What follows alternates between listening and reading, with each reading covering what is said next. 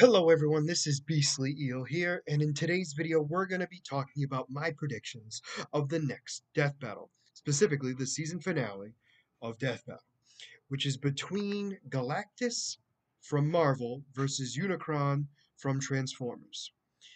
These both are very similar in the sense of they are both basically godlike creatures that absorb the energies of planets, and that's pretty much where they come from.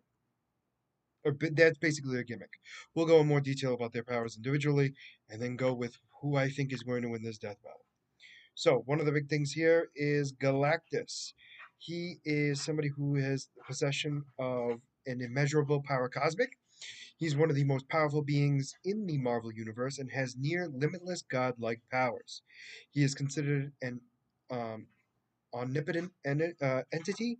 His cosmic powers are beyond most forms of measurement, and he's also been referred to as the most awesome living entity in the cosmos. He's gone toe to toe against many creatures, including Odin, Zeus, Thanos with the Infinity Gauntlet, Master Order, Lord Chaos, Mistress Love, Sire Hate, Entity, and Infinity, all going toe to toe against him. Although Galactus's power is great, it is also dependent on the amount of energy he has absorbed from planets. If he does not feed regularly, he will be weakened and starved to death. He only needs to feed about once a month, and in between his feedings is where he is his weakest.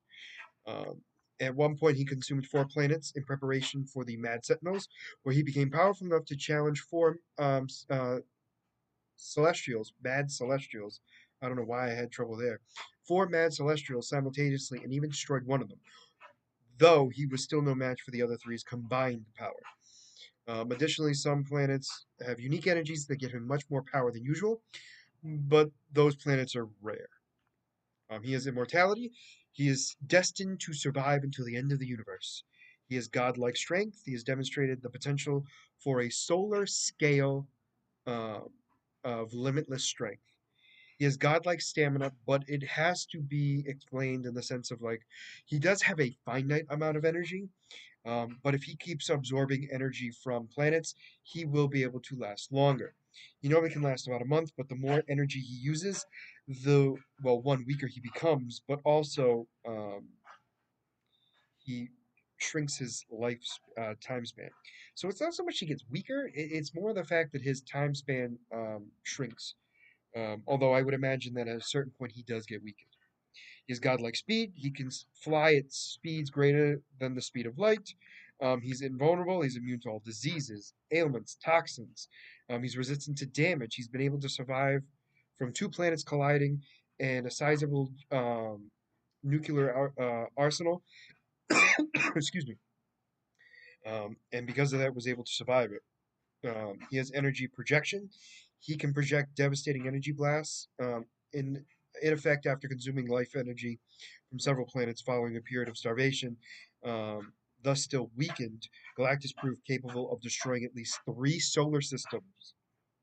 Galactus has effectively affected entire galaxies while battling the powerful demon Lord Mephisto, and it's been said that he has the ability to cause destruction even on the multiversal scale, depending on who he's fighting. So him alone might not be able to do it, but the 2 combined can. He obviously has energy absorption. He is able to create force fields that are near impenetrable. He has the ability to levitate. He has size alteration. He has molecular reconstruction, where he can manipulate, reshape, and rearrange the molecule complexities of any organism, allowing him to rebuild and design things internally. He also has matter transmutation, which can control matter in any object, which allows him to turn something intangible, like lead, into something tangible, like water. He can teleport vast distances, interdimensional, um, interdimensional, and intradimensional. He is a telepath. He's telekinetic. He has cosmic awareness. He has resurrection. He can literally bring the dead back to life. He has life creation. He can create biotechnical life forms, seemingly from nothing, to do his bidding. He has soul control and manipulation. He has recreation. He has the ability to recreate the entire planet if he so chooses to. He can also bestow his power on other beings as well. He has healing powers and an adaptive appearance, because apparently, depending on what your species is like, he will look like a creature very similar to your species. He is a cosmic genius. He can be depowered, which will make him weak, although most of the time his power tries to come find him again. There have been many different things that have caused him to um, basically get damaged slash weakened by. The Ultimate Nullifier, the Infinity Gauntlet, the Cosmic Cube, the All Black Necro Sword, um, and technology means to absorb and or harness Galactus's power. He has a massive ship, and he also has a suit of armor that kind of contains his energy from inside his body, so it doesn't go too crazy. So that's just a little bit about Galactus. Let's move on to Unicron. Um, he is basically so Unicron is sorry is the Chaos God who existed with his twin brother Primus near the beginning of the universe as the incarnation of destruction, and his brother obviously the incarnation of creation. Neither side letting up. Eventually defeated. Unicron eventually defeated Primus, creating the 13 Primes, which were able to cast Unicron out into status, where he would enter the Milky Way, where his body's gravitational force attract debris around him to form the planet Earth, eventually spawning the human race and also every and all life on Earth. Isn't that fun? So his powers and ability. He has the god physiology and physiology of a transformer. He has the ability of possession. He's known to possess anyone who's infused themselves with his dark energon, even after death. He has dark manipulation, dark energy manipulation. He can manipulate dark energy and is able to supply his heralds with the same energy. So he can actually give his energy to other transformers where they will then be his heralds, very similar to Galactus. Shadow Generation, he has Cursed Blood, which we just talked about. Um, he also has, like I said, he's nigh omnipotent.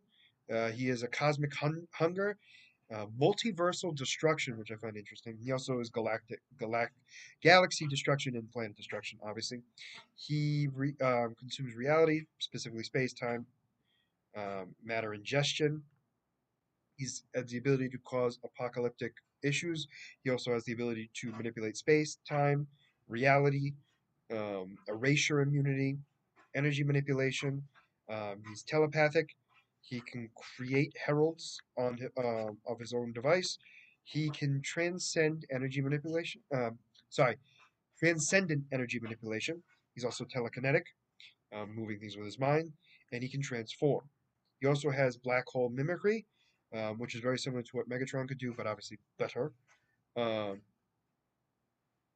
and a planet at least six. He's able to create a planet as well. His astral form can go into multiple universes, or is able to travel the multiverse without problem. But his physical body can only be in one place at a time. And he has the singularity. As a singularity, Unicron has no doppelgangers across the multiverse. He exists in all of them. He's considered to have infinite strength, infinite stamina, supernatural speed, um, invulnerability, durability, flight, dimensional travel, teleportation, interstellar travel, supposedly immortality because of his indestructible spark, darkness and deity physiology, just basically a Dark Lord. He's also a swordsman, and um, his weaknesses are Primus, the One, and the Matrix of Leadership. So here's the thing: they're both equally matched, in my opinion. The difference here is Galactus is not known for fighting, and really is Unicron. But that being said, Unicron is made more for fighting than Galactus. So right there, I'm giving Unicron the advantage of fighting skill. But I think their powers in general are pretty even. The only difference I can think of is if there's a way for Galactus to become a life bringer, without any outside interference, which I'm not 100% sure he's able to. If so, he could then counter Unicron and defeat him with ease. Now, that being said, That does not mean he's automatically wins. But even without that, I see him. I still see him having the ability to defeat Unicron.